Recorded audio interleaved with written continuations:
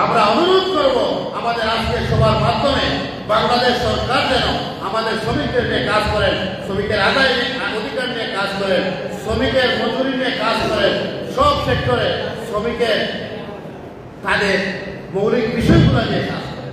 আমাদের সারা জেলায় কুলাউড়া উপজেলায় বিশাল প্রোগ্রামের আয়োজন করা হয়েছে। সেখানেও আমার দাওয়াত ছিল, আমি যাই নাই। বড়লেখা জুড়িতেও আমাদের প্রোগ্রাম চলছে। তো এইসব প্রোগ্রাম করার কারণ কি? কারণ হচ্ছে 1886 সালে আমেরিকার শিকাগো শহরে তখন আমাদের শ্রমিকরা আন্দোলন করেছিল শ্রমিকের অধিকার নিয়ে। শ্রমিকের অধিকার ছিল না, শ্রমিকদেরকে গাদার মতো কাজ করাতো, শ্রমিকদের ন্যায্য মজুরি দিত না। প্রায় 1850 সাল থেকে শ্রমিকরা, নিপীড়িত নির্যাতিত শ্রমিকরা আন্দোলন সংগ্রাম করতে করতে এক পর্যায়ে এসে 1886 সালে আমেরিকার শিকাগো শহরে আন্দোলনরত শ্রমিকদের উপরে তৎকালীন প্রশাসন গুলি চালায়। সেই শ্রমিকদের মধ্য থেকে অনেক শ্রমিক সেখানে মারা যায়, শহীদ হন, এবং অনেক শ্রমিক আহত হন। তাদের সেই আত্মদানের মাধ্যমে সারা পৃথিবী জুড়ে তৎকালীন যারা সারা পৃথিবীর নেতা ছিল, নেতা রাষ্ট্র ছিল, তারা শ্রমিকদের 8 ঘন্টা ডিউটি এবং ন্যায্য মজুরির বিষয়ে বিভিন্ন আইন প্রণয়ন করে। এরপর থেকেই সারা পৃথিবীতে 8 ঘন্টার ডিউটি শুরু হয়। 8 ঘন্টার উপরে যদি কেউ ডিউটি করে সেখানে তাকে ওভার টাইম দিতে হয়। তাই সারা পৃথিবী জুড়ে একটি সংগঠন রয়েছে, আইএলও কনভেনশন। সেই আইএলও কনভেনশনের মাধ্যমে সারা পৃথিবীতে শ্রমিকের অধিকারের বিষয়গুলো তুলে ধরা হয়। সারা পৃথিবীর যে নেতারা রয়েছেন তারা সেই বিষয়ে আলোচনা করেন। বিশেষ করে দক্ষিণ এশিয়ায় আমাদের বাংলাদেশ সহ এখনো শ্রমিকরা নির্যাতিত, অধিকার বঞ্চিত। তাদের ডিউটির কোনো টাইম টেবল নেই। আমাদের মধ্যে আমাদের শ্রমিকরা 8 থেকে 10 ঘন্টা ডিউটি করে। আজকে আমাদের সেই শ্রমিকরা যেদিন তারা আত্মদান করেছিলেন, রক্ত দিয়েছিলেন, তাদের মাধ্যমে যে 8 ঘন্টা ডিউটি প্রতিষ্ঠিত হয়েছে, সেটা আজকে সারা পৃথিবীতে সরকারিভাবে ছুটি কাটানো হয়। সেই ছুটি পায় কারা? সরকারি চাকরিজীবী, বেসরকারি কোম্পানি, ব্যাংক, বিমা, তারা কিন্তু ছুটি পায়। ছুটির অর্থ হচ্ছে যখন একটি কোম্পানি তার কর্মচারীকে ছুটি দেয়, ছুটির সাথে তার বেতনও দেয়, সেটা হচ্ছে ছুটি। আর আমরা যদি কাজ বন্ধ করে দিয়ে সেটাকে ছুটি বলি, সেটা ছুটি হয় না। আমাদের শমশাননগরের সাধারণ সম্পাদক সাহেব উনার বক্তব্য বলেছেন, সালাউদ্দিন ভাই, যে আমরা যদি একটা দিন ছুটি দিয়ে আমাদের শ্রমিকদের বেতন দিতাম তাহলে আমাদের মানুষের এই দিবস পালন করতে অভাব হতো না। আমি ওনার সাথে সহমত পোষণ করছি। আমারও সেই জ্ঞান ধারণা রয়েছে। আগামীতে আমরা আলোচনা করব সারা জেলাকে নিয়ে আমরা একদিন আমাদের শ্রমিকদের ছুটি দিতে পারি কিনা। কারণ এখানে সামর্থ্যের বিষয় রয়েছে। একজন ঠিকাদারের 15-20 জন 30 জন শ্রমিক থাকে, সেও তার শ্রমিকদের একদিনের বেতন দেওয়ার ক্ষমতা রয়েছে কিনা সেটাও দেখে। যাই হোক, আমরা মূল বিষয় হচ্ছে আমরা অধিকার হচ্ছে জুলাই গণঅভ্যুত্থানের পর বাংলাদেশের পট পরিবর্তন হওয়ার পরে বাংলাদেশে বিভিন্ন সেক্টরে পেশাজীবী মানুষ তারা তাদের দাবি নিয়ে রাস্তায় নেমেছে।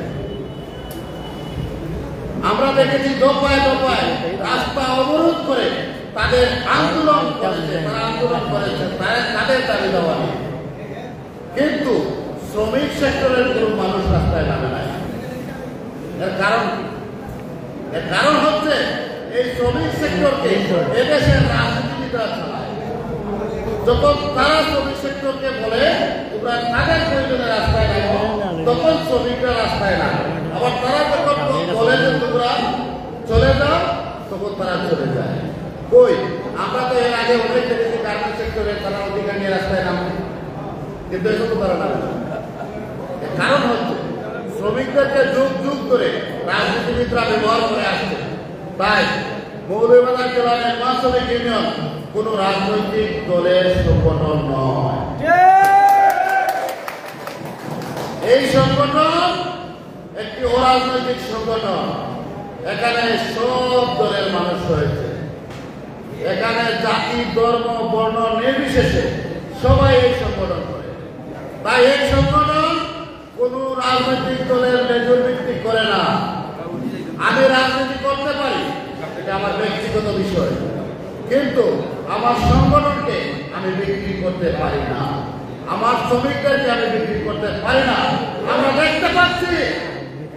দেখতে পাচ্ছি অনেক সংগঠন অনেক রাজনৈতিক দলে মেজর ভিত্তি করছে, অনেক শ্রমিক নেতা রাজনৈতিক দলে তাদের শ্রমিকদেরকে ব্যবহার করছে। আমরা আমাদের শ্রমিকদেরকে বলবো, যদি কেউ আপনাদেরকে সেদিকে ডাইভার্ট করতে চায়, সেদিকে নিয়ে যেতে চায়, আপনারা কখনো যাবেন না।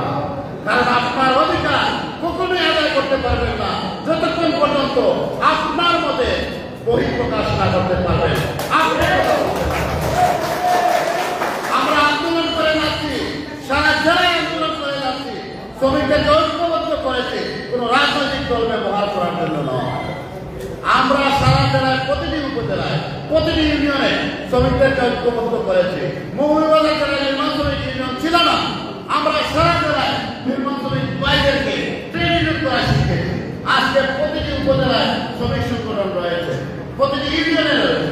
শ্রমিকরা আজকে তার অধিকারের কথা বলতে পারে।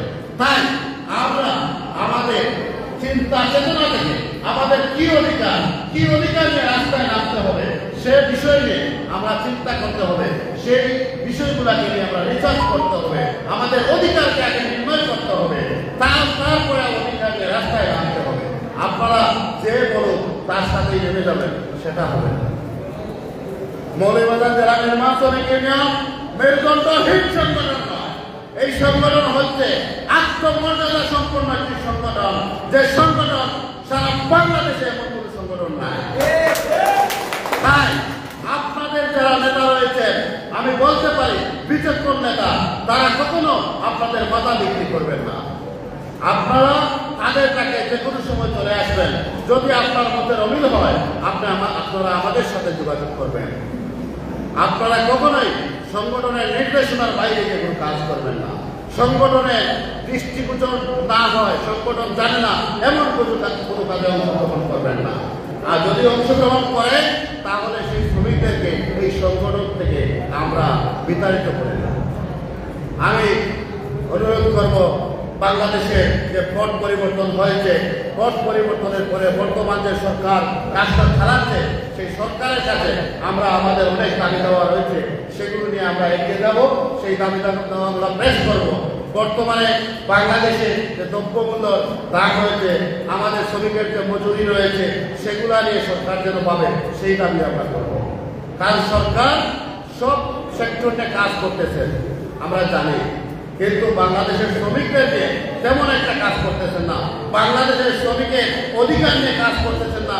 বাংলাদেশের শ্রমিকের বাক্য উন্নয়নে কোনো কাজ করতেছেন না।